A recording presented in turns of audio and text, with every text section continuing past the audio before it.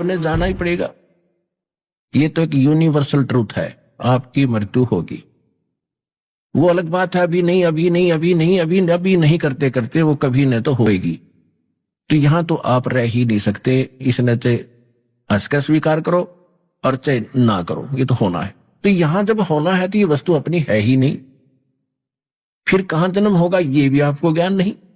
तो इस पर इच्छा ना रख के यहां पर आश्रित नहीं रहना, यहां से कति मन हटाना पड़ेगा, अब हटेगा इस ज्ञान से।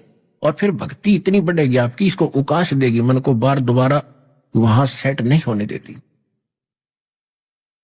फिर परमात्मा कुछ ऐसी लीला करते हैं, आपने हर चीज पर सोचना पड़ेगा। जैसे भगत भक्ति कर रहा है, अचानक मृत्यु होगी, तो ये परमात्मा की दया थी उस पे कि ये थी वो भुगत के तड़प का मरता तो किसी बालक में मोरे जाता और फिर वहीं जन्म हो जाता। और परमात्मा अपने हिसाब से ले गया, उसकी कहीं आशा बनने नहीं दी। इतने में जहां वो उचित समझेंगे उस प्यारी आत्मा को, अगर भक्ति अधूरी रहती है तो ऐसे भगत के घर में जन्म देंगे, गर्भ में भक्ति करना शुरू कर देगी वो आत्मा, मोक्ष कर देगा भगवान।